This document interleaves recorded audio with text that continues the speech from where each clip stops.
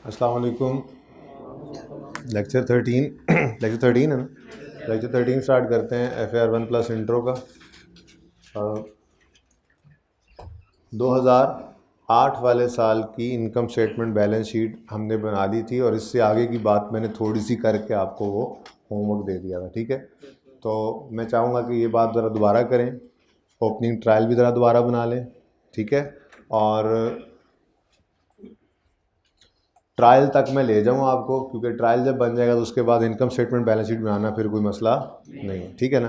चलिए, अच्छा जी कल फिर मैंने आपको एक उसूल लिखवाया था कि पहली बार ऐसा हुआ ना कि बिज़नेस कंटिन्यू हुआ, वरना 12 लेक्चर्स, मैं यूँ कह लेता हूँ 12वां ये 13वें लेक्चर में पहली बार ऐसी चीज़ आ रही है। बहरहाल मैंने आपको ब्रॉड डाउन का कॉन्सेप्ट तो दे ही दिया था, फिर भी दोबारा बात करते हैं कि 12 लेक्चर्स के अंदर हमारे हर सवाल के अंदर बिज़नेस स्टार्टेड, बिज़नेस, यही बात चलती थी। कभी ऐसा नहीं होता था कि बिज़नेस पहले से चला आ रहा है। ठीक है, ये पहली बार ऐसा हुआ 5.16 वाले क्वेश्चन में कि 8 में शुरू हुआ बिज़नेस और 9 भी कंटिन्यू हुआ हमारे सवाल के अंदर, वरना ऐसा होता ही नहीं था।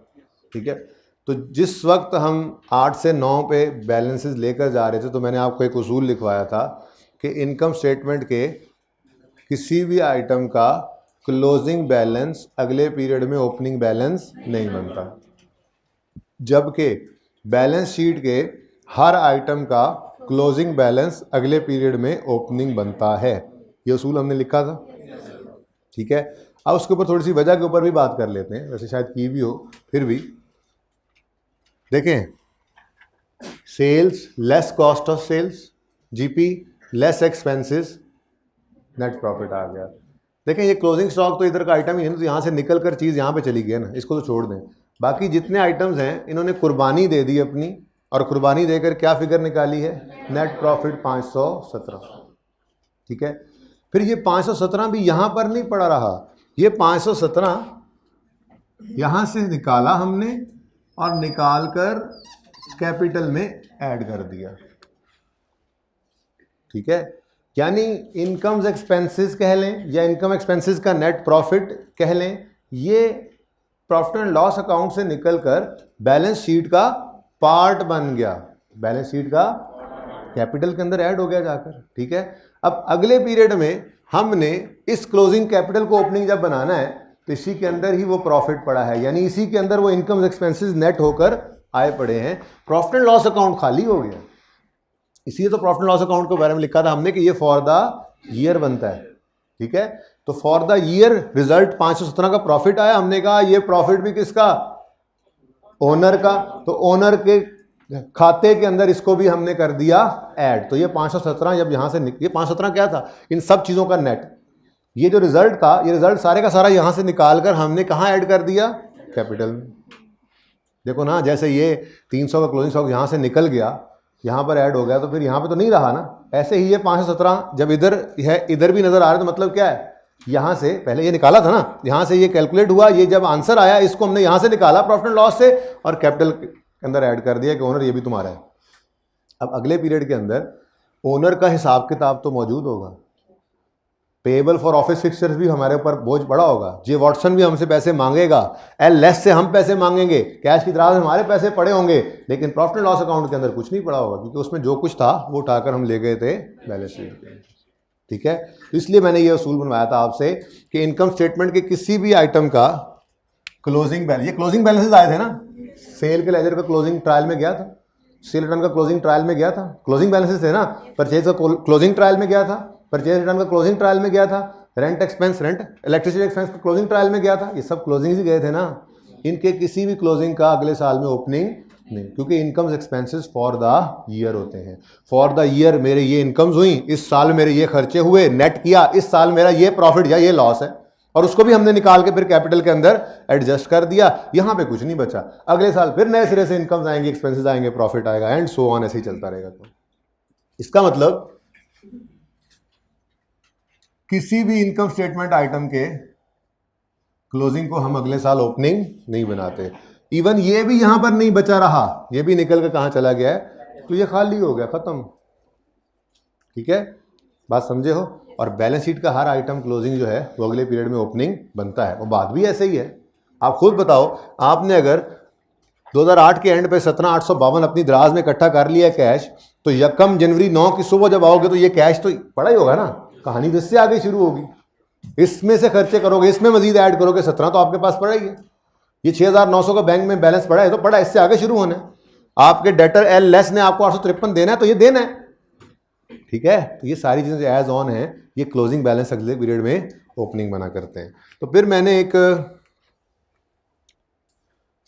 क्लोजिंग ट्रायल बनाया था, ठीक है। अब वो इधर करके बना दूं अगर आपकी इजाजत हो तो। आ तो जाएगा यहाँ पे थोड़ी सी शायद। ट्रायल बैलेंस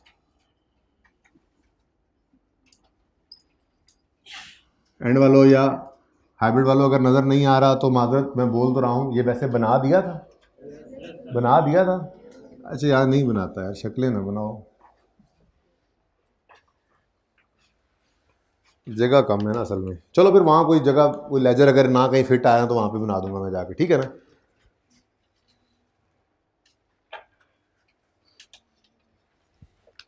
जी ट्रायल बैलेंस बना रहा हूँ मैं, जो बस मैंने कहा था आपकी बस इसी क्लास में बनेगा, वैसे कभी नहीं बना करेगा। प्रैक्टिकली फिर आप जाएंगे जब अपनी प्रैक्टिकल लाइफ में तो वहाँ पर ही आपको नज़र आएगा, ठीक है। किताब में भी आपको नज़र नहीं आएगा। ये बस ये कॉन्सेप्ट के लिए मैं बना रहा हूँ। ट्रायल बैलेंस ओपनिंग बना रहा हूँ मैं। ओपनिंग किस दिन का? यकम जनवरी 2000, यानी कि हमारा जो साल अब शुरू हो रहा है तो पहले ही दिन कुछ भी ना हुआ हो तो ट्रायल की क्या पोजीशन है ये मैं बताने लगा हूं, ठीक है। तो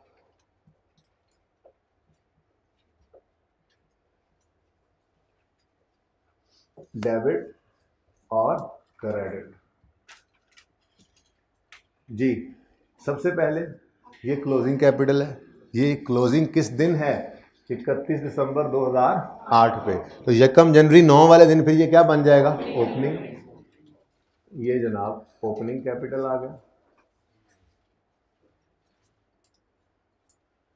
25,717, ठीक हो गया। अब देखो कोई इनकम एक्सपेंस यहां पर लिखने की जरूरत है? लिख ही नहीं ना सकते, लिखें भी क्यों? देखो ना, इनकम एक्सपेंसेस का नेट था 517 नेट का प्रॉफिट, नेट प्रॉफिट, ठीक है। ये नेट प्रॉफिट जो है ये 8 का प्रॉफिट ये कैपिटल में ऐड होकर 25,717 में आ गया। इसका मतलब इस 25,717 के अंदर इनकम एक्सपेंसेस का इंपैक्ट आ चुका हुआ है, तो इसलिए हमने उनमें से किसी को ओपनिंग बैलेंस नहीं बनाना होता, ठीक है। इनकम एक्सपेंसेस हर साल फॉर द ईयर जो है वो हम कैलकुलेट करते हैं और उससे हर साल का प्रॉफिट निकाल लेते हैं। मेरे इस साल इतना कमाया, इतना खर्चा हुआ, इतना नफ़ा है, इतना नुकसान है, हर साल का अलग, ठीक है। बैलेंस शीट के आइटम्स जो हैं वो चलते रहते हैं आगे, जितने साल तक वो ख़त्म ना हो जाए, ठीक है। एसेट कई साल के लिए खरीदा है, कई साल फ़ायदा देगा, तो भाई हमारी किताबों में नज़र आना चाहिए ना, तो बैलेंस शीट में इसीलिए एसेट्स पड़े होते हैं, ठीक है। अच्छा, उसके बाद जी पेएबल फॉर ऑफिस फिक्सचर के पैसे अगर आपने देने हैं 31 दिसंबर 8 की शाम को और वो दिए नहीं हैं तो यकम जनवरी 9 की सुबह भी वो देने हैं, तो फिर मैं लिख देता हूँ ओपनिंग सबके साथ है।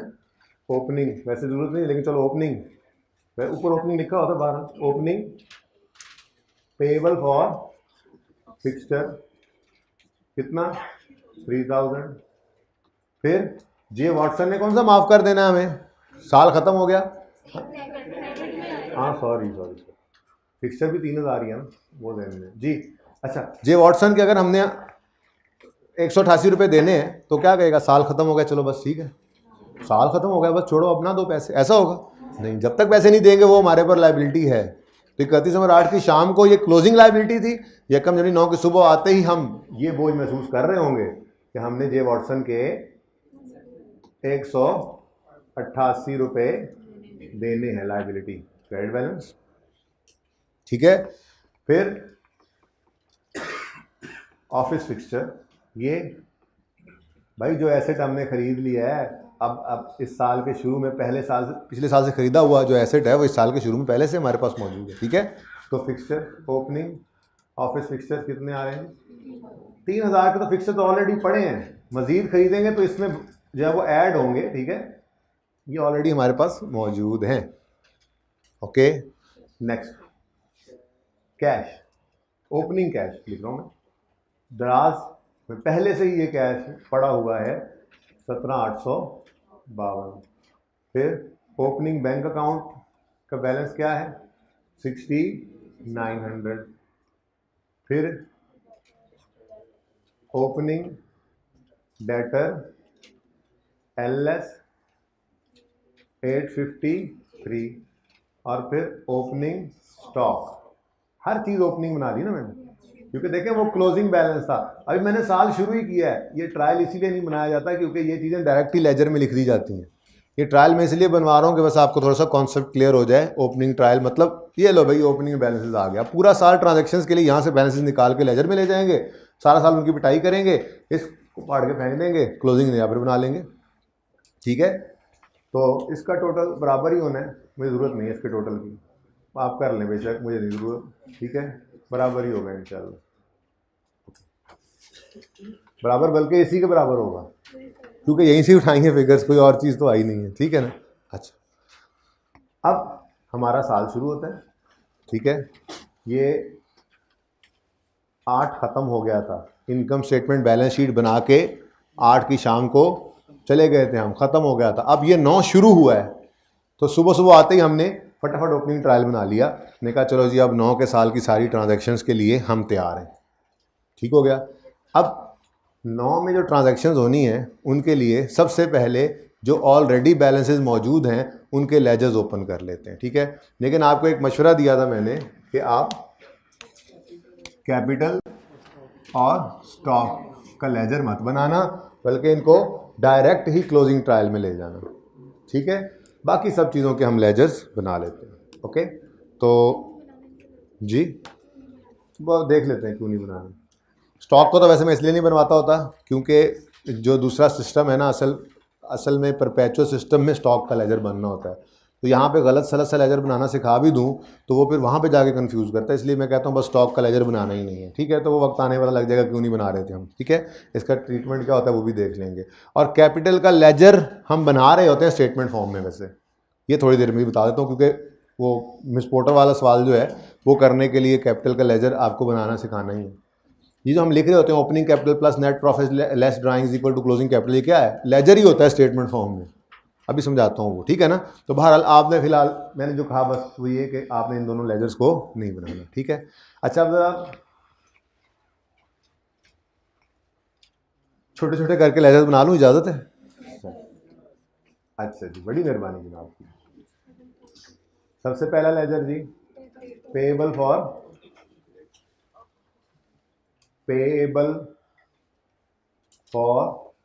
Office fixture. अब ये लायबिलिटी है, एसेट है? बैलेंस कौन सा है? क्रेडिट नज़र आ रहा है। तो फिर अच्छा ये देखो, 1 जनवरी 2009 ओपनिंग डेट, ब्रॉड डाउन कितना जी? 3000। कोई एंट्री नहीं की आपने, कोई एंट्री नहीं बोली आपने, वरना तो लेजर में जो चीज़ आती थी डबल एंट्री से आती थी ना।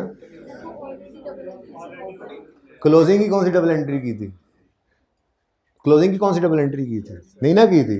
तो याद रखना, क्लोजिंग ओपनिंग बैलेंसेस की डबल एंट्री। क्लोजिंग बैलेंस क्या होता है? लेजर के अंदर सारी ट्रांजेक्शन के बाद हम बैलेंसिंग फिगर निकालते हैं और इस बैलेंसिंग फिगर क्लोजिंग को अगले पीरियड में ओपनिंग बना लेते हैं, तो इसकी कोई एंट्री नहीं होती। ओपनिंग क्लोजिंग बैलेंस की कोई एंट्री नहीं होती, याद रखना। ठीक है, सही है। अच्छा, उसके बाद क्रेडिटर जे वॉटसन है जी, क्रेडिटर जे वॉटसन। ये आज का लेक्चर लगाने का मकसद ये नहीं है कि बेसिक्स बहुत स्ट्रॉन्ग कर रहा हूँ आपकी, ये वैसे बेसिक्स ही स्ट्रॉन्ग कर रहा हूँ। ठीक है। अच्छा, मकसद क्या है कि अभी आगे चल के हमने जो डिफरेंट टॉपिक्स आने हैं उनमें लेजर्स बना रहे होने। ठीक है, तो उस वक्त ये मसला फिर ना आ रहा हो कि डेटर ये अगर एसेट है तो उसका बैलेंस डेबिट होता है तो ओपनिंग किस तरफ आता है, फिर क्लोजिंग किस तरफ आता है, लायबिलिटी है, लायबिलिटी नेचर की चीज़ है, उसके लिए कैसे ओपनिंग कैसे क्लोजिंग, यहाँ ना फंसे हुए हों। इसलिए आज का लेक्चर भी तकरीबन लग ही गया, एंड पे जाकर सिर्फ फिक्स एडप्शन की को 5-7-10 मिनट बात हुई और होमवर्क दे दिया था मैंने फिर जो आपको सवाल मिले हैं। ठीक है ना। हाँ, वो जाहिर सी बात है कि आप खप खपा करके आएंगे अगले दिन कल, तो फिर हम वो बात वहाँ से शुरू करेंगे और फिर अच्छे तरीके से समझें। ये ज़्यादा अच्छा होता है, वैसे मुझे ये ज़्यादा अच्छा लगता है कि आपको थोड़ा सा मैं छेड़ के भेज देता हूँ। आप सड़क से गुजर रहे हैं, कह रहे हैं ये व्हीकल जा रहा है, इसकी यूज़फुल लाइफ इतनी होगी, इसे डेप्रिशिएट करें इस मेथड से फलां, ये सारी बातें आप सोचते रहते हैं एक दिन पूरा, अगले दिन आते हैं तो फिर आपको ज़्यादा अच्छी समझ आ जाती है। ठीक है ना, समझाना तो मैंने होता ही है, ये थोड़ा ही है कि मैं छेड़ के ऐसे ही भेज देता हूँ, अगले दिन मैं कहूँ बस यार जो मैंने समझाना था वो समझा दिया। ऐसा कभी नहीं करूँगा इंशाल्लाह, समझाऊँगा सारा कुछ, लेकिन थोड़ा एक दिन पहले आपको छेड़ना बहुत बहुत ज़रूरी होता है। ठीक है, अच्छा क्रेडिटर जे वॉटसन क्या है? अब देखो ना, कल आपको ये मैंने कहा हफ्ते को क्या भेजा, ट्राई करो, बात वहीं से शुरू की है मैंने जहां पर छोड़ी थी, जहां से मुझे लगता है जी। तो मैं ये कह रहा था कि क्रेडिटर की नेचर क्या है बताएं? लायबिलिटी। तो ओपनिंग बैलेंस अगर लायबिलिटी का होगा तो वो क्रेडिट साइड। याद रहेगी ना अब ये बातें, आगे जाके काम आनी ये बातें। ये 12 लेक्चर ऐसे ही नहीं हमने लगाए थे, 13वां भी तकरीबन लग रहा है। ये सारी जिंदगी की अकाउंटिंग में ये हेल्प है इसकी, इसके बगैर नहीं हो सकता। 188 नहीं, ओके, सवेरे सवेरे। उसके बाद ऑफिस फिक्सचर, ये जी फिक्स एसेट है, एसेट है तो ओपनिंग बैलेंस। यहाँ तक हाइब्रिड वालों नज़र आ रहा है, हाइब्रिड वालों यहाँ तक नज़र आ रहा है, कोई बात नहीं, आपके पास लेजर बन सकता है, खुद आप बोल रहा हूँ तो बना लेना अगर नज़र, वैसे आ रहा है नज़र, उन्होंने कहा ठीक है। एंड पे किसी को नज़र नहीं आ रहा तो भाई देख लो ध्यान से एक दफ़ा। ऑफिस फिक्सचर ये एक नॉन करंट एसेट होता है हमारा, और ये एसेट है, क्रेडिट साइड पे ओपनिंग बैलेंस आएगा, क्रेडिट साइड पे आएगा। विकास भाई ये नहीं चल रहा है, देखो क्या मसला है इसको, ठहरो मैनू भी देखने दो, शायद अब चल जाए, अगर ना चले तो फिर छेड़छाड़ कर लेना इससे। अच्छा, ऑफिस फिक्सचर क्योंकि एसेट है तो इसका ओपनिंग बैलेंस डेबिट होना चाहिए ना। डेबिट साइड पे देख कोई चीज़ हम कहेंगे हाँ ये तो एसेट है, ओपनिंग बैलेंस आ रहा हो ना, डेबिट साइड पे कहेंगे ये एसेट है। ठीक है, तो 1 जनवरी 2009 ब्रॉट डाउन 3000। ठीक है, नेक्स्ट कैश है,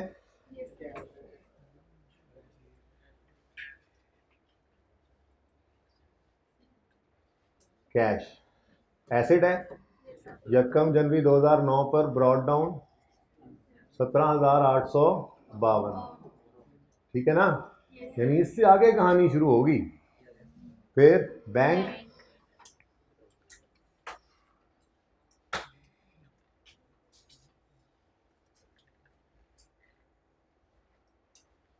बैंक 1 जनवरी 2009 ब्रॉट डाउन 6900, ये 6900।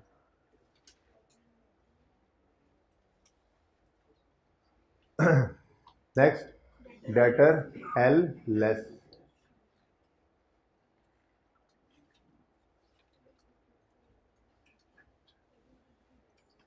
यकम जनवरी 2009 brought down 853।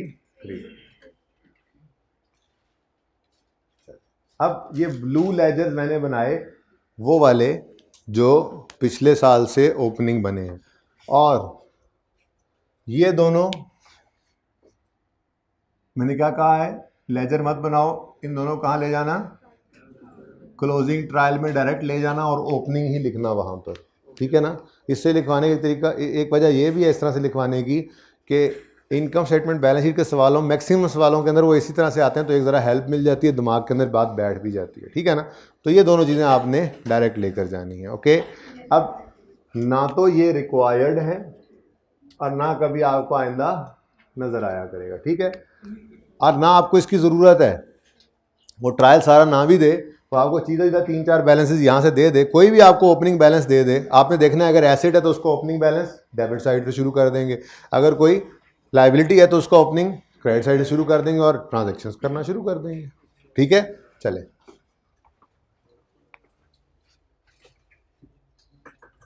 Ji. Transactions for subsequent year, यानी अगला ईयर एंडिंग 31 दिसंबर 2009 वर। अब इस साल की ट्रांजैक्शन शुरू होती है। पहली ट्रांजैक्शन कह रहा है bought goods on credit from B बूरा, ब्राउन 1530। परचेजेस का तो वैसे ही अकाउंट इस साल ओपन होना है क्योंकि परचेजेस इनकम स्टेटमेंट का आइटम है, उसका तो ओपनिंग बैलेंस हो ही नहीं सकता। इसलिए देखो आप ब्लू लेजर में से कोई नहीं है, वो अभी बनेगा ताज़ा ताज़ा ब्लैक लेजर, ठीक है। और बी ब्राउन अगर पहले से मौजूद होती है पार्टी हमारे पास तो हम उसके लेजर को ही आगे यूज़ करते हैं। वो क्रेडिटर जे वॉटसन है, बी ब्राउन तो नहीं है, इसलिए दोनों लेजर हमें बनाने पड़ेंगे, ठीक है। तो परचेजेस लगा चलें, गुजारा करते हैं। परचेजेस और creditor B brown.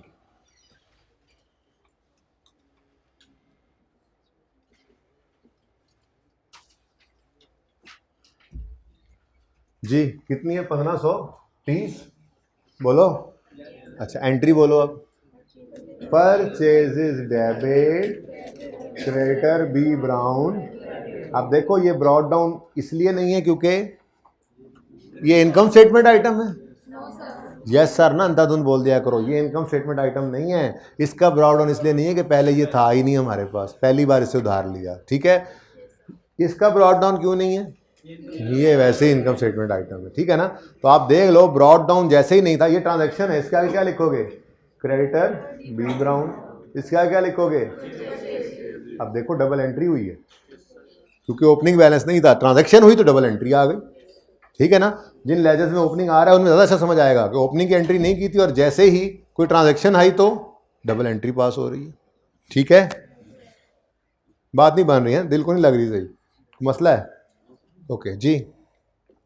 Sold goods for cash, sales का लेजर बना लें। सेल्स माजरत के साथ जरा जगह की कमी के बायस जी, कैश में सेल्स की हैं, एंट्री बोलो। Cash debit sales credit, cash का लेजर ऑलरेडी मौजूद है, ठीक है। कितनी सेल्स है? 1910। 1910 से कैश डेबिट और सेल्स क्रेडिट। यहाँ पे क्या लिखा आपने? कैश। यहाँ पर ओपनिंग क्यों नहीं आ रहा? इनकम स्टेटमेंट आइटम है, ठीक है। और यहाँ पे क्या लिखोगे? सेल्स। अब देखो ब्रॉड डाउन नहीं था, ट्रांजैक्शन थी, तो डबल एंट्री। डबल एंट्री की निशानी होती है ये कि ये वाला लेजर डेबिट और उसके अगेंस्ट ये वाला लेजर हुआ है क्रेडिट। इस लेजर को देखकर हमने ऐसे ही पढ़ा था ना कि कैश का लेजर हुआ डेबिट, सेल्स हुआ क्रेडिट, ठीक है ना। देख लो ओपनिंग की एंट्री नहीं थी, ट्रांजैक्शन हुई तो डबल एंट्री आ गई, ठीक है। Next, sold goods on credit to H rice.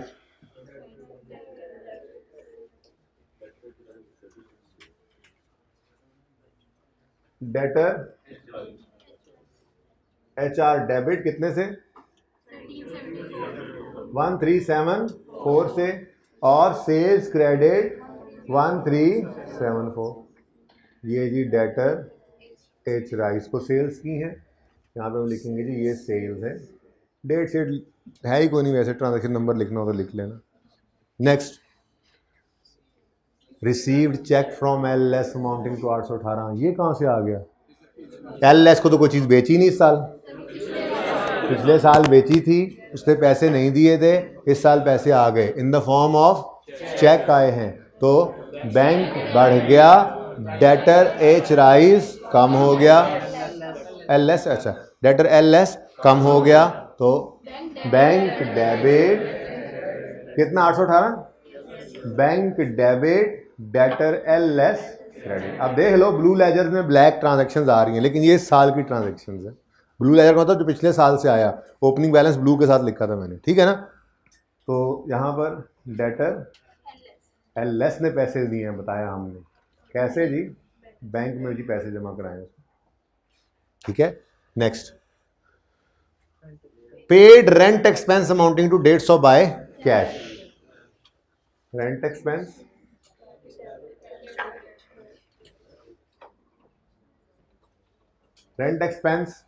Debit cash credit, कितना? 150 रेंट एक्सपेंस डेबिट और 150 से कैश क्रेडिट, और इसका ओपनिंग क्यों नहीं आ रहा? क्योंकि ये इनकम स्टेटमेंट आइटम है, एक्सपेंस है। हाँ, इसका ओपनिंग इसलिए नहीं आ रहा क्योंकि ये नई पार्टी है, पहली बार एच राइस से खरीदा है हमने। बात समझ नहीं आई है? ये डेटर है, एसेट है, इसका ओपनिंग हो सकता था अगर पिछले साल इससे कोई ट्रांजैक्शन हुई होती। इसका ओपनिंग इसलिए नहीं क्योंकि ये पहली बार आया, लेकिन इसका ओपनिंग हो ही नहीं सकता था क्योंकि ये इनकम स्टेटमेंट आइटम है। ये मैं अर्ज कर रहा था, ठीक है जी। नेक्स्ट इधर, ओनर विड्रू 100 इन कैश। अच्छा, अब ये देखो, हमने ड्राइंग्स का लेजर भी दोबारा ओपन किया है। ड्राइंग्स भी कैरी फॉरवर्ड नहीं की हमने, आगे ब्रॉड फॉरवर्ड नहीं बनाई। क्यों? क्योंकि ड्राइंग्स भी तो इधर देखो कुर्बान हो गई हैं। जैसे इधर आने वाले किसी आइटम का आपने ओपनिंग बैलेंस नहीं निकाला क्योंकि ये टोटल ही इधर जाकर ऐड हो गया था, तो वो ड्राइंग्स भी तो इधर माइनस होकर कुर्बान होकर ये क्लोजिंग निकल चुका है। इसलिए ड्राइंग्स का भी हमने क्लोजिंग बैलेंस अगले साल ओपनिंग, क्योंकि उसका असर भी कहाँ पहुँच चुका हुआ है, इस क्लोजिंग कैपिटल में। कुछ समझ आ रहा है? थोड़ा बहुत समझ आ रहा है? चले, थोड़ा बहुत भी बहुत है जी। ये दोबारा बता देता हूँ। मैंने कहा कि हम इनकम स्टेटमेंट कि किसी आइटम का क्लोजिंग बैलेंस अगले पीरियड में ओपनिंग नहीं बनाते। सवाल किसका है? अच्छा, ओपनिंग हमने नहीं बनाना, ऐसा ही है। क्यों नहीं बनाना? क्योंकि इसका जो रिजल्टेंट था वो निकल कर कैपिटल में ऐड हो गया, और ओपनिंग कैपिटल जो क्लोजिंग बना है, ये क्लोजिंग को हम आगे लेकर गए, तो इस क्लोजिंग कैपिटल के अंदर इनकम स्टेटमेंट के हर आइटम का असर पड़ा, ठीक है। अच्छा, ड्राइंग्स का भी तो 200 बैलेंस था वो जो घर लेके गया था पिछले साल में, तो वो ड्राइंग्स क्यों नहीं हम ओपनिंग बैलेंस बना रहे? हालांकि ड्राइंग्स तो बैलेंस शीट आइटम नहीं लग रहा, थोड़ा थोड़ा।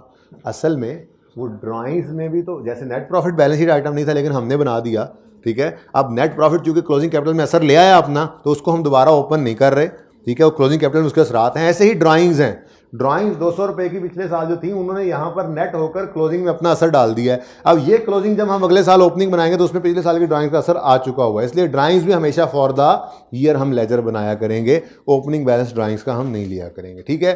क्यों नहीं लिया करेंगे? क्योंकि ड्राइंग्स पिछले साल तक की कैपिटल में नेट होकर क्लोजिंग कैपिटल में अपना असर ले आएंगे, ठीक है। सही है क्या नहीं सही? yes, तो ड्राइंग्स 100 रुपये, ड्राइंग्स डेबिट और कैश क्रेडिट। ठीक हो गया जी। अब अल्लाह करे इधर मेरा ट्रायल पूरा आ जाए, नहीं आएगा अल्लाह करेगा आ जाएगा जी। अच्छा जी, सही गल ना करना कोई। लो जी, ऑफिस फिक्सचर्स के 3000 देने थे, अभी भी देने हैं क्योंकि इस साल में तो हमने पेमेंट की नहीं। तो क्लोजिंग बैलेंस 31 दिसंबर, एक के साथ डेट लिख देता हूँ, हर एक के साथ नहीं लिखूंगा, रहता है। ओह अच्छा, पेड आउटस्टैंडिंग, अच्छा पे कर दिया, sorry. Paid outstanding amount of fixture purchase by cash 3000। चलो, गया तो मैं भूल ही था, लेकिन देखो ब्लेसिंग इन डिस्गाइज, बात दूसरी समझ भी आ गई ना। अगर ना पे हुआ होता तो ये 3000 का 3000 लाइबिलिटी बनाने लगा था। आपने कहा नहीं नहीं नहीं पे हो गया, अब हो गया तो वो पेमेंट करके देख लेंगे। सारा पे हो गया तो सिफर, कुछ हुआ कुछ रह गया तो बाकी पेबल अभी स्टैंड करेगा, तो सारा ही पे हो गया, ठीक है। In the form of cash हुआ है, तो ट्रांजेक्शन की एंट्री बोलो, payable for office fixture debit और cash credit. Payable for office fixture और यहाँ पर कैश जी। Next, paid J Watson by cheque 100, creditor J Watson को 100 रुपये दे दिए, देने तो थे उसके गालिबन 188, लेकिन 100 पे कर दिए, बाकी फिर पे कर देंगे कभी, होगी कोई वजह जी। तो क्रेडिटर जे वॉटसन डेबिट 100 से, 100 है ना, और बैंक क्रेडिट 100 से, क्रेडिटर जे वॉटसन और बैंक। अब ठीक है जी। क्लोजिंग स्टॉक तो वैसे ही ट्रायल के एंड पे लिखते हैं, सब साथ ही है ना, कोई कन्फ्यूजन तो नहीं है। चलें जी, अब आज डबल लाइन भी नहीं लगा रहा मैं, यहाँ पे तो कोई बैलेंस निकला ही नहीं, चलो यहाँ लगा देता हूँ। कोई बैलेंस नहीं है जी, इसका कोई बैलेंस नहीं है। 3000 था पेबल, अब हो गया पे, कहानी खत्म, ठीक है। क्रेडिटर जे वॉटसन के 188 देने थे। आप बेशक सुकून से करो लेजर, सुकून से करो बैलेंस, हैवियर साइड क्रेडिट है 188, इस तरफ लिखो, फिर उसको इधर भी लिखो, फिर बैलेंसिंग फिगर 88, ठीक है। तो मैं ज़रा अभी थोड़ा सा टाइम बचा रहा हूँ आप लोगों का। क्लोजिंग बैलेंस, बैलेंसिंग फिगर 88, ये किस दिन का क्लोजिंग होगा? ये 31 दिसंबर 2009, ठीक है ना। ये क्लोजिंग ट्रायल में जो बैलेंस जाता है, ये बस एक के साथ मैंने डेट लिखी है जी। ऑफिस फिक्सचर क्लोजिंग बैलेंस मेरे पास फिक्स एसेट पड़े हैं, नए कोई नहीं खरीदे, अगले ही पड़े। कैश अकाउंट क्लोजिंग बैलेंस कितना कैश है? 16512। 17,852 शुरू किया, कुछ पैसे आए, कुछ मजीद चले गए, और इस वक्त पोजीशन ये है कि हमारे पास 16,512 का कैश पड़ा हुआ है क्लोजिंग डेट पर। ठीक है। बैंक में कितने पैसे हैं? 7618। डेटर एल लेस से अभी भी कितने आने हैं? देखो ना, 853 उसने देने थे, अभी सिर्फ 818 उसने दिए हैं, तो बाकी 35 अभी भी हमारा रिसीवेबल है। ठीक है। Next purchases 1530। Creditor B Brown, ये भी 1530।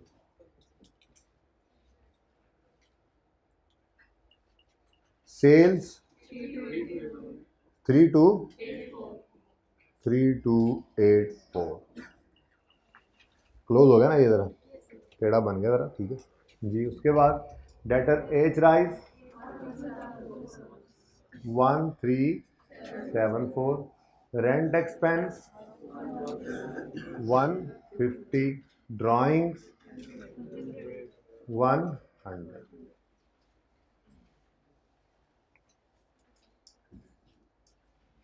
ठीक है।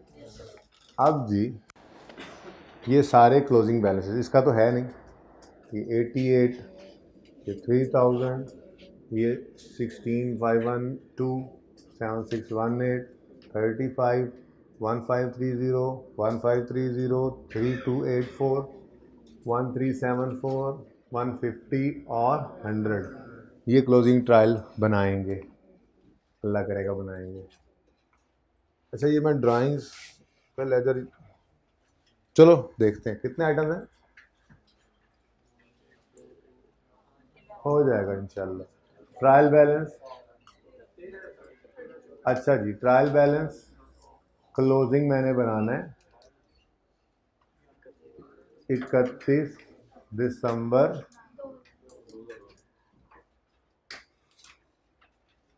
2009। 9 पंजाबी वाली 9 नहीं, 9 है जी।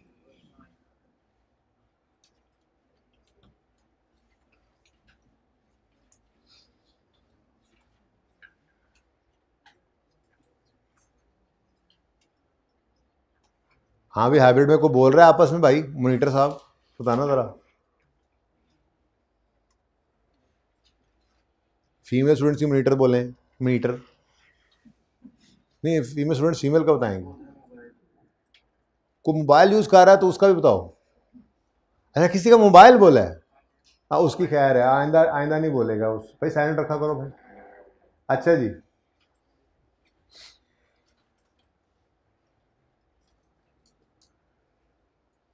शुरू करें जी। सबसे पहले तो वो 2 आइटम्स जो डायरेक्ट आने थे लेकर आओ, भूल नहीं जाना। इसने आना है इधर डायरेक्ट, और इसने भी आना है इधर डायरेक्ट। ओपनिंग और ओपनिंग, 2 ओपनिंग ही आ जाएंगे एज इट इज। ठीक है। ओपनिंग कैपिटल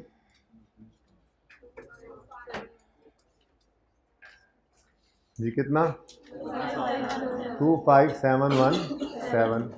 फिर ओपनिंग स्टॉक कितना? 300।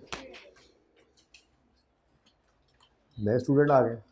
अच्छा, उसके बाद अब तुम पीछे मुड़ के देख, तो देख, तो पीछे ही मुंह करके बैठ जा बेटा तू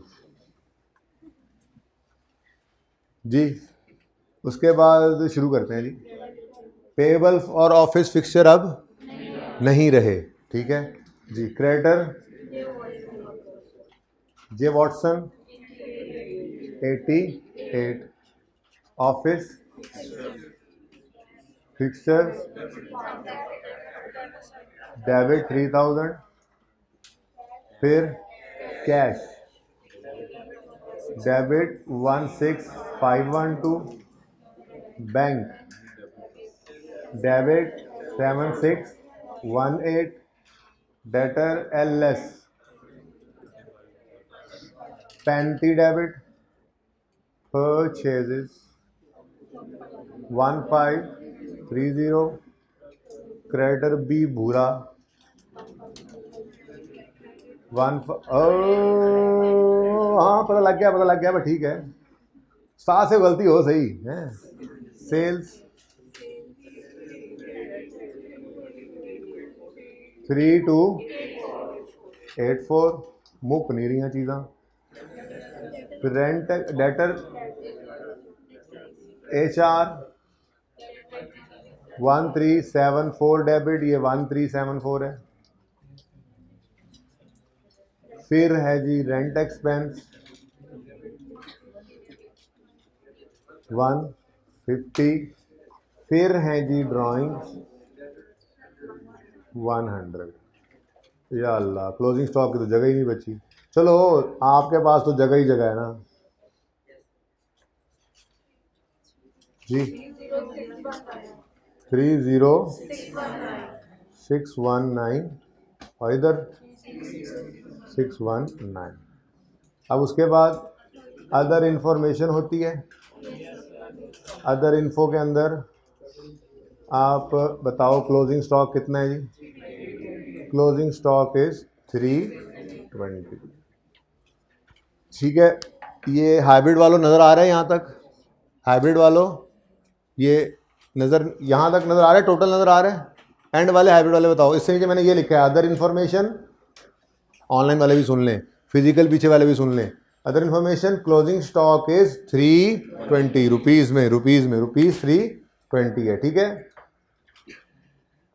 ओके। अब इस ट्रायल से आपको इनकम स्टेटमेंट बैलेंस शीट मैं बनवाऊं, कितने शर्म की बात है ना। ये तो सूरज को चिराग दिखाने वाली बात है कि ये वाली भी आपको जो है वो मैं बनवा रहा हूँ। बहरहाल इसको देख लें, नोट शोट करना है तो कर लें।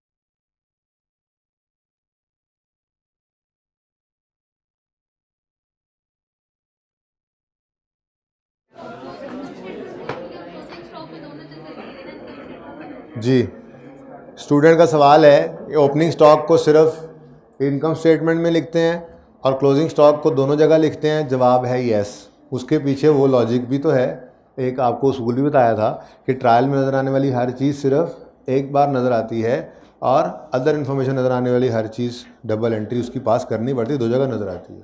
तो ओपनिंग स्टॉक ट्रायल में पड़ा है तो इसने एक बार ही नज़र आना है, और क्लोजिंग स्टॉक का बताया गया हमें अदर इन्फॉर्मेशन में, तो फिर दो बार नजर आएगा। ठीक है, सही है। इनकम स्टेटमेंट बैलेंस शीट बना लेंगे इससे। चलो अच्छा, अब ज़रा अगले सवाल की तरफ चलते हैं, लेकिन उससे पहले जी 5.15 को मैं वही कह रहा हूँ। अगला सवाल मतलब बेसिकली पिछला सवाल था, क्योंकि वो डिस्कस नहीं ना हुआ दो होमवर्क में से एक, तो वही करने लगा हूँ डिस्कस। अच्छा जी, सुने, आप मुझे ये बताएं कि वो आमिर भाई ले जरा कैमरे को उस तरफ, आपको बैलेंस शीट नज़र आ रही है 2008 वाली? उसमें कैपिटल वाला पोर्शन नज़र आ रहा है, डिब्बा नज़र आ रहा है। ये डिब्बा स्टेटमेंट फॉर्म है, मैं कहता हूँ ये लेजर की ही स्टेटमेंट फॉर्म है। एक और बात भी आज सुन लो, काम तो आएगी ये बहुत आगे जाकर, लेकिन चलो सुन तो लो थोड़ा सा। उससे उस तरफ थोड़ा सा और आगे इनकम स्टेटमेंट देख रहे हो, उसमें कॉस्ट ऑफ सेल का डब्बा नजर आ रहा है, वो भी कॉस्ट ऑफ सेल का लेजर है। Basically profit and loss account भी अकाउंट एक लेजर ही है, बनाते स्टेटमेंट फॉर्म में, ज़्यादा मत सोचो, ठीक है ना, बस जितना कह रहा हूँ उतना सोचते जाओ। तो कॉस्ट ऑफ सेल्स का लेजर स्टेटमेंट फॉर्म में बना हुआ है। जब लेजर फॉर्म में ज़रूरत पड़ेगी बनाने की तो मैं इंशाल्लाह आपको बनवाऊंगा, इसी से डिराइव करेंगे, ठीक है। ऐसे ही आपको नज़र आ रहा है कैपिटल का डब्बा बैलेंस शीट में, ओपनिंग कैपिटल 0, फ्रेश कैपिटल, फिर नेट प्रॉफिट, फिर ड्राइंग, फिर क्या है, क्लोजिंग, ठीक है। अब ले आए इधर इधर, मैं आपको अब समझाता हूँ थोड़ी सी बात, अभी बताता हूँ। सब्र कर जाओ।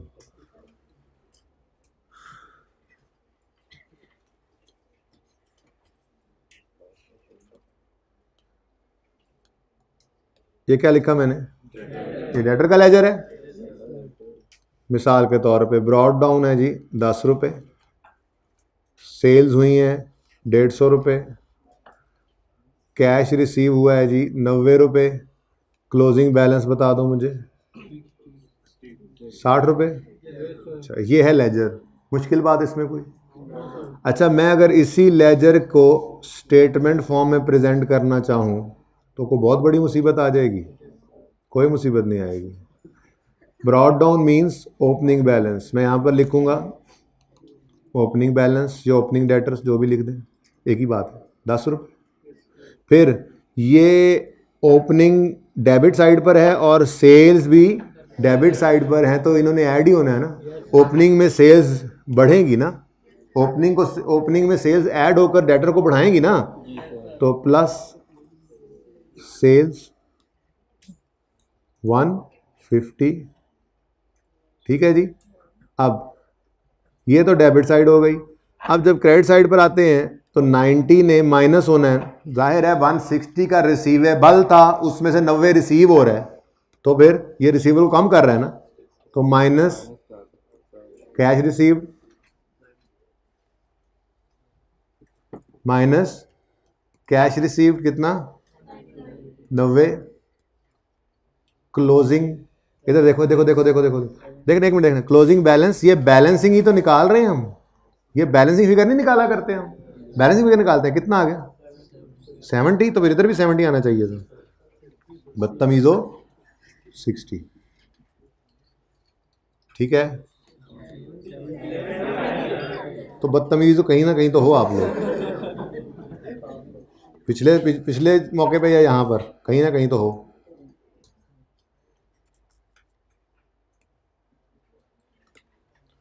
मैंने आपको शायद पिछली क्लास में कह रहा था, आपको नहीं बताया। देखो भाई, मैंने कैलकुलेशन के बारे में इतना भी नहीं सोचना था जितना आपने आज देख लिया।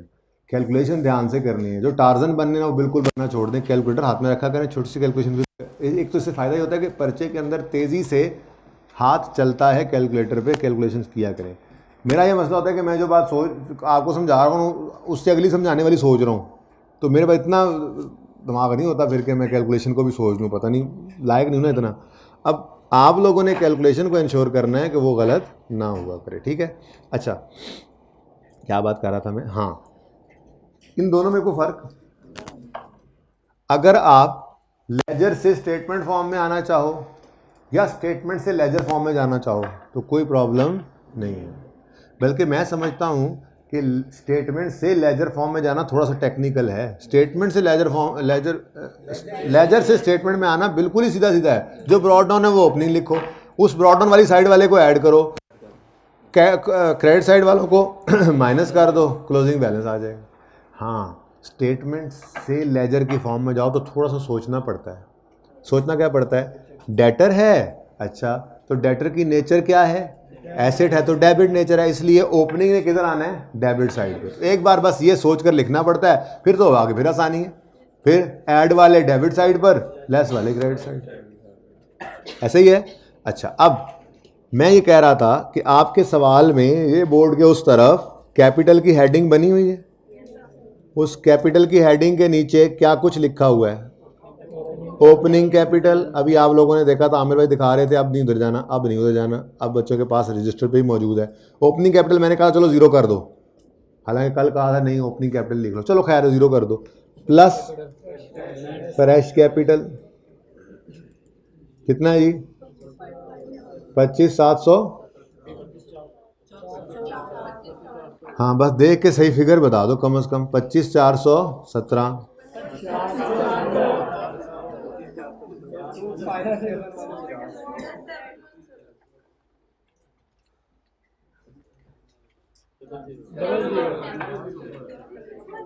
अब सही है।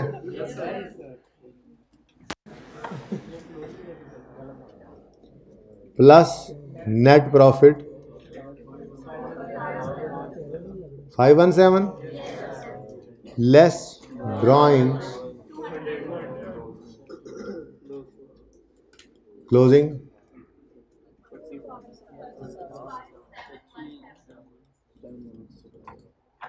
इसकी बात कर रहे थे आप लोग, इतना अक्ल नहीं है कि मैं क्या पूछ रहा हूँ बता क्या रहे हैं। अच्छा अब देखें, ये आपने बैलेंसिंग निकाला होता है, ठीक है। अब मैं कहता हूँ यार ये कैपिटल से ज़रा स्टेटमेंट फॉर्म से ज़रा लेजर फॉर्म में चले जाओ, तो सबसे पहला स्टेप तो ये है कि लेजर बनाना पड़ेगा हमें, सबसे मुश्किल स्टेप यही था। उसके बाद हम लेजर का नाम लिखेंगे, ये उससे थोड़ा आसान काम था। अब कैपिटल की नेचर क्या है, क्रेडिट नेचर की चीज़ है, तो फिर ओपनिंग बैलेंस क्रेडिट साइड पर आएगा, ठीक है ना। तो हमने यहाँ पर लिख दिया ओपनिंग बैलेंस लिखो, ब्रॉड डाउन लिखो, एक ही बात है, लेकिन था कुछ भी नहीं।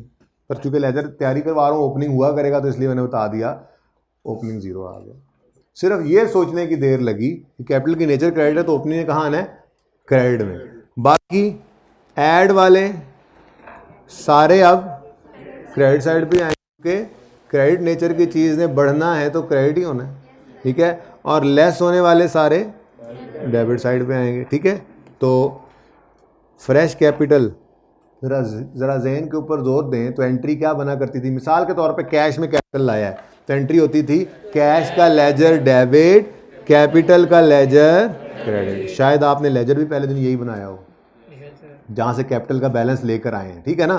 तो यहाँ पर कैश लिखा होता था, फ्रेश कैपिटल लिखना है फ्रेश कैपिटल लिख लो, मैंने तो वैसे ही बस कैश लिख दिया, आपको डबल एंट्री याद करवाई है, ये वो फ्रेश कैपिटल ही मैंने लिखा है, ओके। ताकि आप उस लेजर को अगर देखें ना जाकर, जो आपने बनाया था कल पहली दफ़ा इस सवाल के अंदर, तो उसमें सिर्फ यही लिखा हुआ था 25,400। हम अब क्या कर रहे हैं, सिर्फ घर से आने वाला पैसा लेजर में नहीं ले रहे, बल्कि ओनर जो बिजनेस जो कमाया है वो भी इसमें ऐड करके देख रहे हैं लेजर में, और जो प्रॉफिट उसमें जो ड्राइंग्स माइनस हुई हैं वो भी माइनस करके देख रहे हैं, और कुछ भी नहीं है। ये वाली कहानी तो आपके लेजर में नज़र भी आ रही होगी, जितना को लेजर आप लोगों ने बना रखा है कल। बेशक ओपन कर लें अपने सवाल को। 25,400 कहाँ से आया था लेजर के अंदर, 25,400 कहाँ से आया है ये ट्रायल बैलेंस के अंदर, पिछले साल का ट्रायल बैलेंस ओपन करें, उससे पीछे उसके लेजर होगा, लेजर को ओपन करें। कल जब सवाल शुरू किया था कैपिटल का लेजर नजर आएगा आपको कहीं दूसरे नंबर पे, कैपिटल के लेजर में सिर्फ 25,400 ही नज़र आ रहा है। तो ये वही एंट्री तो की है मैंने यहाँ पे, लेकिन अब मैं सारी एंट्रीज आपको करके दिखा रहा हूँ। यहाँ पे तरीका थोड़ा सा डिफरेंट रखा हुआ है कि वहाँ पर लेजर बनाने के लिए सिर्फ घर से आने वाला पैसा लेकर कैपिटल में ओपनिंग लिख लेते हैं, फिर उसके अंदर प्रॉफिट को ऐड करके ड्राइंग से लेस करके क्लोजिंग बना लेते हैं। लेकिन अगर ये काम ना करें और लेजर ही बना लें, तो भाई कैश वाली एंट्री तो वैसे ही आनी है ना, सिर्फ वही समझा रहा हूँ आपको। बहरहाल ये कैश इसलिए मैंने यहाँ पर लिख दिया कि आपको डबल एंट्री समझ आए, वरना फ्रेश कैपिटल ही लिख देता। उसके बाद नेट प्रॉफिट ऐड हो रहा है, नेट प्रॉफिट भी यहाँ पर आ गया, नेट प्रॉफिट 517, ठीक है जी। उसके बाद ड्राइंग्स क्या हो रही हैं, माइनस, ड्राइंग्स क्या हो रही हैं, माइनस। अब अगर क्रेडिट नेचर का अकाउंट है तो उसमें कुछ माइनस करना हो तो क्या करना पड़ता है, डेबिट करना पड़ता है। तो फिर ड्राइंग्स यहाँ पर लिखी हमने कितनी जी 200, तो क्लोजिंग बैलेंस क्या आ गया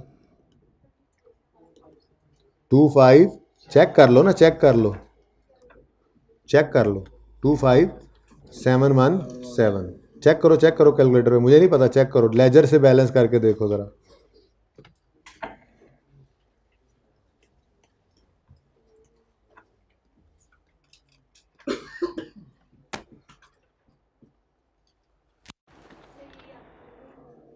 तो लेजर स्टेटमेंट फॉर्म बात तो एक ही है, ठीक है।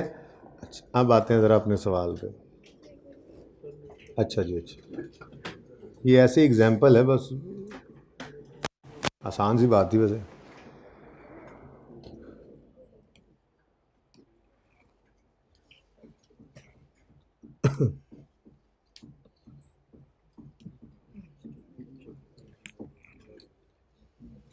ये क्या 10:40 पे क्लास खत्म हुई?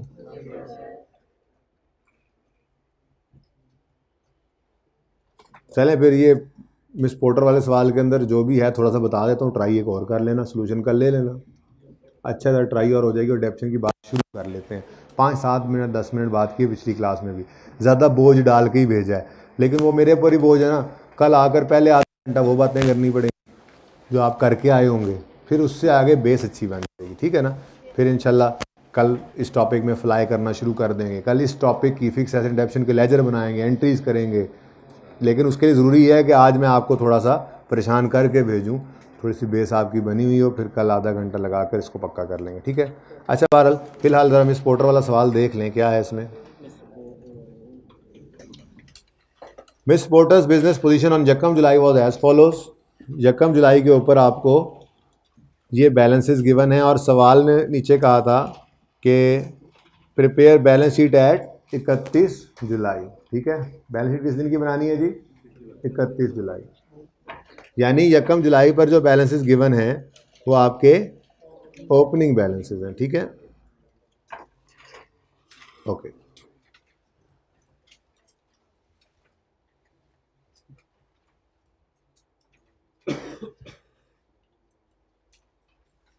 अच्छा जी, अब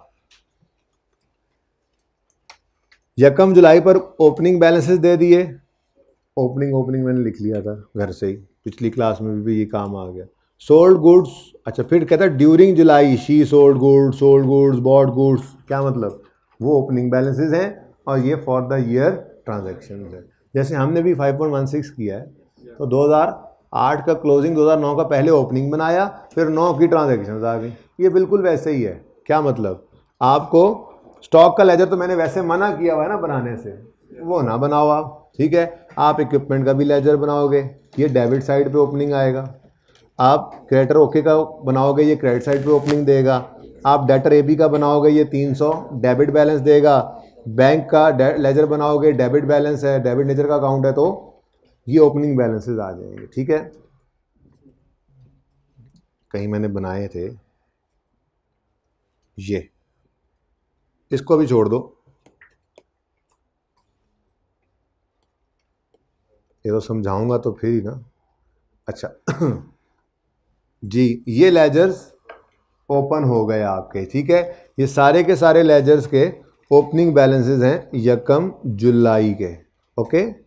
यकम जुलाई, क्या ये मुमकिन है? एक तो ये बात बताओ, साल तो हमेशा यकम जनवरी को ही नहीं शुरू हो सकता भाई देखो कैलेंडर ये यकम जनवरी को शुरू होता है और 31 दिसंबर पे ख़त्म होता है।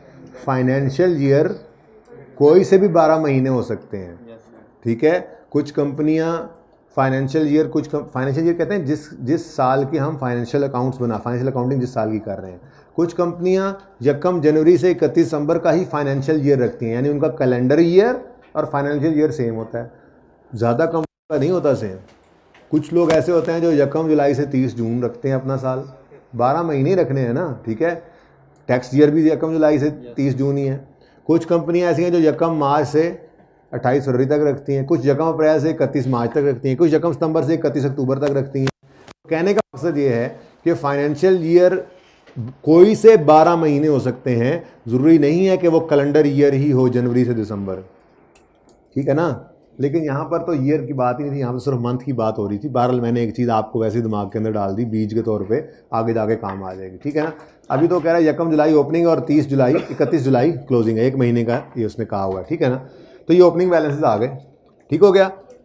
अब मसला क्या है?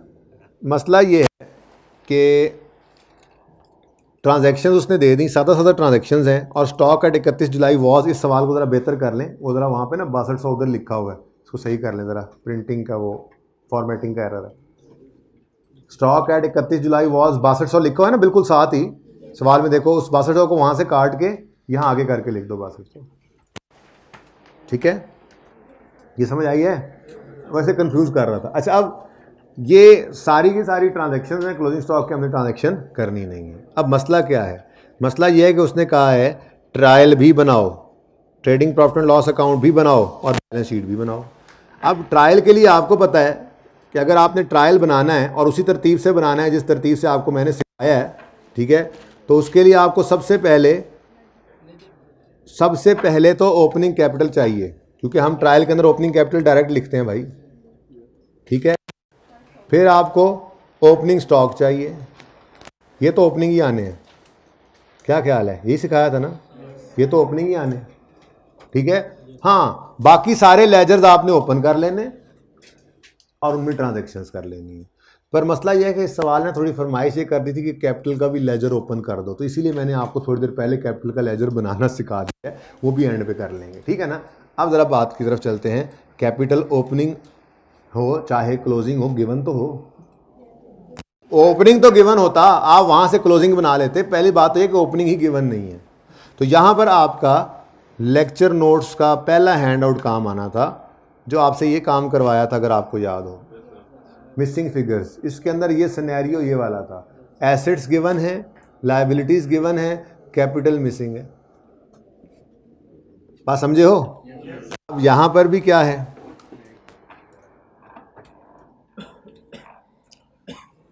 यहां पर देखो, एसेट्स गिवन है, stock, equipment, debtor, bank, creditors, liabilities given है, कैपिटल मिसिंग है। तो निकाल लेंगे भाई। हमारे पास अकाउंटिंग इक्वेशन क्या है जी? एसेट्स इक्वल होते हैं कैपिटल प्लस लायबिलिटीज़ के। और ये ऐसी खूबसूरत इक्वेशन है कि जिस दिन ये रीअरेंज कर लें तो कैपिटल मिसिंग है, एसेट्स माइनस लायबिलिटीज़। अगर यही क्लोजिंग डेट पर हमें दे दे एसेट्स और लायबिलिटीज़ तो क्लोजिंग कैपिटल निकल आए। ओपनिंग डेट पे उसने दे दिया एसेट्स और लायबिलिटीज़ तो ओपनिंग कैपिटल निकल आएगा।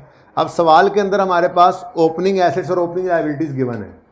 ये सारे के सारे ओपनिंग एसेट्स और ओपनिंग लायबिलिटीज़ है ना, अभी आपने खुद बताया। 3700 इक्विपमेंट है, ओपनिंग एसेट्स में 3700 आ गया। 5000 क्या है? 5000 ऊपर, सॉरी, स्टॉक मैंने क्लास लगाया था, मैंने है ही नहीं। स्टॉक है, एसेट है, ओपनिंग बोलो। ये 5000 स्टॉक आ गया, 3700 इक्विपमेंट आ गया, 500 क्रेडिटर है, ये लायबिलिटी में 500 आ गया। किधर गया? डेटर 300 है, ये 300 3700 के बाद नजर आ गया। बैंक बैलेंस 1200 है, एसेट्स में नजर आ गया। अब टोटल एसेट्स का ऐसे नहीं क्या करेंगे, बड़े हो जाएंगे तो हम कैलकुलेटर भी कर लिया करेंगे, आगे बहुत यूज़ करना है हमने इस काम को। हमारे एक दो टॉपिक्स हैं जिनके अंदर हम बार बार ओपनिंग कैपिटल या ओपनिंग फंड एक चीज़ होती है नॉन प्रॉफिट ऑर्गेनाइजेशन में निकाला करेंगे, ओपनिंग एसेट्स ओपनिंग लायबिलिटीज़ को नेट करके निकाला करेंगे ओपनिंग डेट के ऊपर। तो यहाँ प्रैक्टिस हो रही है उसी, ठीक है। फिलहाल तो मैंने डिब्बा शिब्बा बनवा दी ज़रा। एसेट्स का टोटल किया, लायबिलिटीज़ का टोटल एक ही थी लायबिलिटी, दोनों को नेट किया तो कैपिटल कितना आ गया? 3700। ये कैपिटल कौन सा है? कौन सा कैपिटल है? ओपनिंग कैपिटल, क्योंकि ये opening assets less opening liabilities करके निकला है, ठीक है। और सही है। ये एक चीज़ मिसिंग थी, एक तो ये आ गई। अब आपका दिल करे तो आप सवाल की रिक्वायरमेंट को फिलहाल इग्नोर भी कर सकते हो। बचपन में जो हो, अभी उस्ताद की फरमाइश के ऊपर आप बात मान लेते हो, फिलहाल इग्नोर भी कर सकते हो, आपका सवाल सारा हो जाएगा। कैसे? आप फिर क्या करोगे, ये 9700 के कैपिटल को आप अपने ट्रायल में ऐसे लिखोगे, ठीक है, ओके। और ओपनिंग स्टॉक कितना है? 5000, ये आप ऐसे लिखोगे, ठीक हो गया। उसके बाद आपके ये वाले लेजर्स हैं जो ओपन हो गए हैं, कुछ ट्रांजैक्शन इनमें आएंगी, कुछ नए आएंगे, जैसे सेल परचेज के अभी किया ये काम, ठीक है। फिर इन सारों से क्लोजिंग बैलेंसेस निकलेंगे।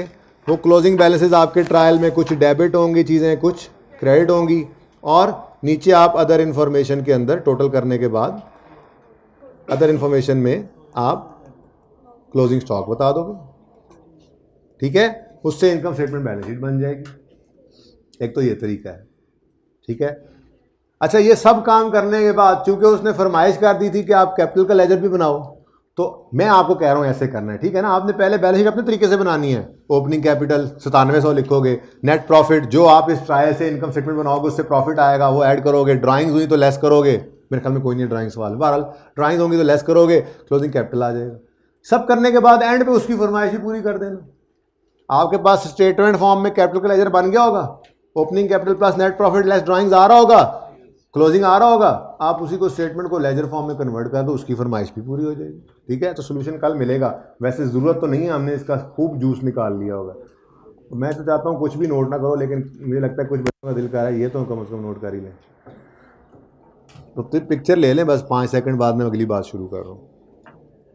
1 2 3 4 5, कोई नहीं, 6 7 8 9 जी। क्वेश्चन है आखिरी लाइन में, माइक दिया जाए उनको। भाई माइक नहीं है क्लास में, नहीं है। 1 मिनट चुप करें भाई, चुप करें। स्पीकर शां कर रहा है। आमिर भाई मैनू वेख के हंसी जाना सारे, मैं भी हंस देना थानू वेख। थोड़ी आवाज़ कम करें, गूंज कम करें, शायद बेहतर हो जाए। माइक ये वाला है इन बच्चों का, हाइब्रिड वालों का है, ये दूसरा है छोटा, ये वाला है। अभी सही है? अभी तो 15 मिनट तो दसना सी ना यार।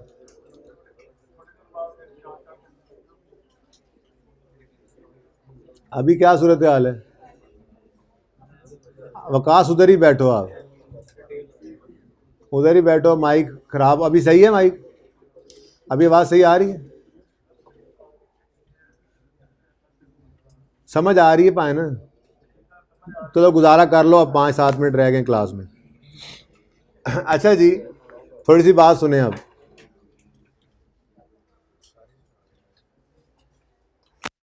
दुकान बनाई, उसमें ये एसी लगाया। पिछली क्लास में मैंने ऐसे एग्जांपल दी। हमने एक दुकान बनाई, उसमें ये एसी लगाया, और हमने ये नियत की, बातें मत करें भाई, हमने ये नियत की कि हम इस एसी को अगले 5 साल तक इसी दुकान में इस्तेमाल करेंगे। ठीक हो गया? अब एसी 1 लाख रुपए का लिया है, ठीक है। मेरा सवाल है, तो ये खर्चा ही ना, खर्चा ही है ना भाई, ठीक है। बहुत अलग बात है कि इस खर्चे ने एसिड की शक्ल इख्तियार कर ली, 5 साल फ़ायदा ना, आज तो खर्चा हो गया ना।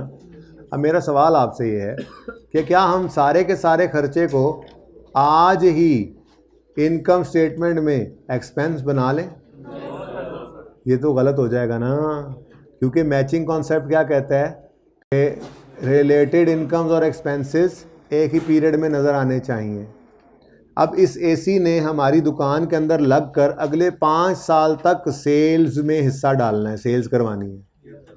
तो अगर सेल्स यानी इस एसिड से आने वाला फ़ायदा, और भाई ये भी ज़रूरी नहीं है कि एसी में से सेल्स हो रही होती हैं, गुड्स निकल रही होती हैं, लेकिन एसी जिस दुकान में लगा है वहाँ पर कस्टमर आके बैठता है, चीज़ खरीद के जाता है, तो एसी भी तो कंट्रीब्यूट कर ही रहा है ना, तो फ़ायदा दे रहा है एसी, ठीक है। नॉन एसी दुकान के अंदर कम ग्राहक बैठते हैं गर्मियों में, रोज़े में एसी दुकान में ज़्यादा बैठ जाते हैं। मैं बात कर रहा हूँ, ठीक है, एसी बहरहाल फ़ायदे की चीज़ है। अब मेरा सवाल आपसे ये है कि इस एसी से अगले 5 साल तक इनकम जनरेट होनी है, बिज़नेस की होनी है कि नहीं होनी? तो फिर इसकी कॉस्ट 1 लाख को भी 5 साल पे तकसीम करके एक्सपेंस बनाओ ना। ये तो गलत है कि आप इनकम तो इस एसी से जनरेट करवाओ अगले 5 साल में बिजनेस के अंदर, लेकिन एक्सपेंस सारे का सारा आज ही प्रॉफिट एंड लॉस में चार्ज कर दो। ये तो मैचिंग कॉन्सेप्ट की वायलेशन हो जाती है, ठीक है। तो फिर एक कॉन्सेप्ट है डेप्रिसिएशन का कॉन्सेप्ट, जो ये कहता है कि एसेट की कॉस्ट को आपने उसकी यूज़फुल लाइफ पर डिवाइड करके, यानी यूँ कह लें कि एसेट की कॉस्ट को आपने एक्सपेंस आउट करना है over it's useful life. Asset की कॉस्ट को आपने एक्सपेंस आउट करना है ओवर इट्स यूज़फुल लाइफ। मतलब लाख का एसी आज लें और 5 साल इस्तेमाल होकर 5वें साल के एंड पे अज्यूम करता हूँ 0 रुपया लाएगा, तो मैं यूँ कहूँगा कि 1 लाख डिवाइडेड बाय 5 कर दो। 1 लाख डिवाइडेड बाय 5 कर कितना? 20,000। अच्छा, ये बात ऐसे भी हो सकती है कि 1 लाख ये परसेंटेज में अगर इंटू 20% कर दो, फिर भी आंसर क्या है? और बात समझ आई है? हाँ, ये समझाऊंगा वैसे कल, तो ये बात वैसे भी समझाऊंगा कि कन्वर्ट करना भी सिखाऊंगा लाइफ को रेट में। बहरहाल जैसे 10% होता है, 10% होता है, उसको 1/10 भी कह सकते हैं। मैं अगर कहूँ कि इसकी लाइफ 10 साल है तो मैं 1,00,000/10 करूँ, 10,000 आएगा ना 10,000। उसी को 10% से मल्टीप्लाई करूँ तब भी 10,000 ही आएगा। तो बहरहाल ये दोनों, अगर लाइफ हो तो डिवाइड बाय 5 कर दूंगा, रेट होगा तो इनटू रेट कर दूं। मेरे पास 20,000 आ गया। ये 20,000 क्या है? चलो अब यही समझो, ये 20,000 क्या है? मैं ये कहूंगा कि 5 साल पर तकसीम कर दिया मैंने इस एक्सपेंस को, यानी कि फिक्स एसेट ने भी एक्सपेंस बनना है, क्योंकि ये आज खर्चा था, लेकिन सारा आज ही नहीं हमने खर्चा बनाया था, जिस दिन खरीदा उस दिन एसेट बना लिया। अब जैसे जैसे ये इस्तेमाल होता जाए, अपनी वैल्यू लूज करता जाए, वैसे वैसे इसको एक्सपेंस आउट करते जाओ। ठीक है, तो सही कॉन्सेप्ट तो ये है कि डेप्रिसिएशन क्या है? हम एसेट की कॉस्ट को over it's useful life expense out कर रहे हैं। इस कॉन्सेप्ट का नाम डेप्रिसिएशन है। ठीक है, कई मेथड्स हैं, लेकिन फिलहाल आपको जो मेथड मैं सिखा रहा हूं आज, जिसकी बुनियाद डाल रहा हूं, वो ऐसा मेथड है जिसमें हर साल डेप्रिसिएशन बराबर होती है, जिसे स्ट्रेट लाइन मेथड भी कहते हैं। ठीक है, अब कोई बात मैं ज़्यादा लंबी चौड़ी करके आपको आज नहीं छोड़ रहा हूं इस टॉपिक के अंदर। आपको कोलॉजी टॉपिक खत्म हो गया, कम से कम 20-22 लेक्चर इस टॉपिक पे, 20 से 20 तो लगते ही लगते हैं, इससे ऊपर कुछ। ये अब जो आज शुरू कर रहे हैं ना, IAS 16 प्रॉपर डेवलपमेंट, जिसको उर्फ यहाँ में फिक्स एसेट एडप्शन भी कहा जाता है, 20 से 22 लेक्चर लगते हैं इस पे। तो कैसे समझ सकते हो आपके ये बात खत्म होगी? अभी तो बात शुरू भी नहीं हुई। लेकिन सुनो सुनो सुनो, 2-4 टर्म्स जहन में रखो, एक फार्मूला जहन में रखो, और 5 सवाल आपको हैंडआउट में दिए हैं छोटे छोटे, वो अटेम्प्ट करने हैं। अब देखो इधर,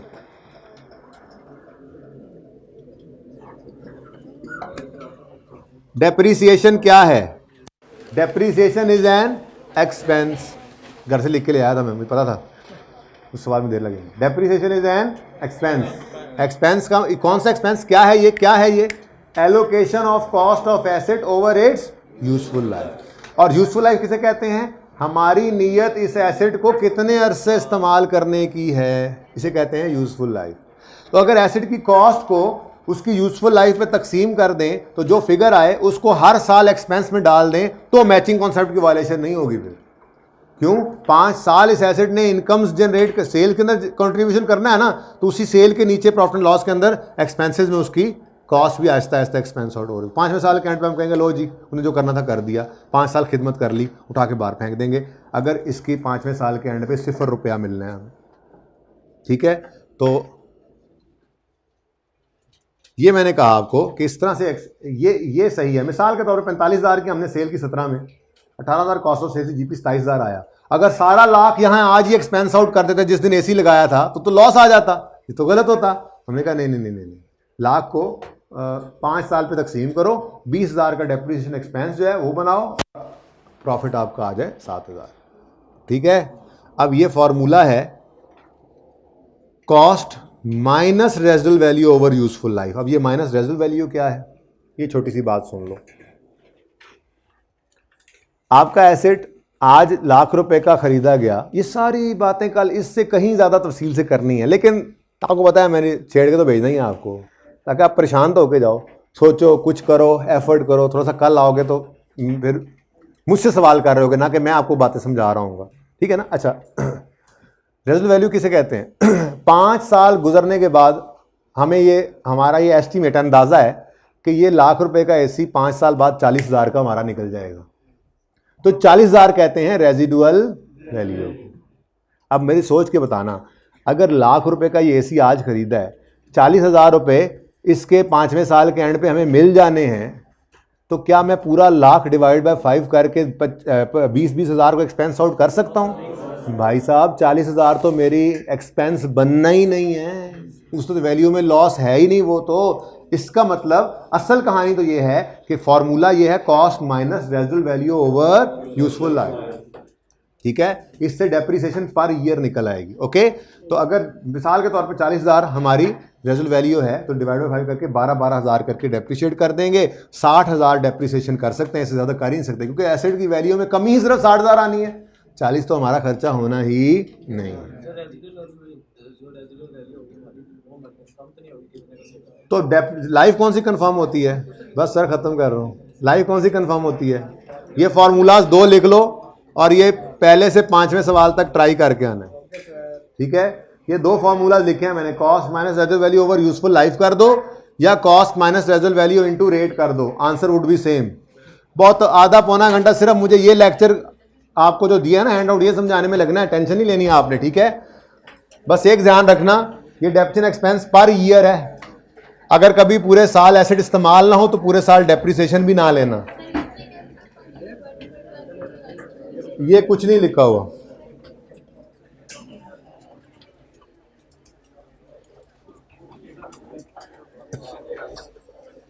अल्लाह हाफिज।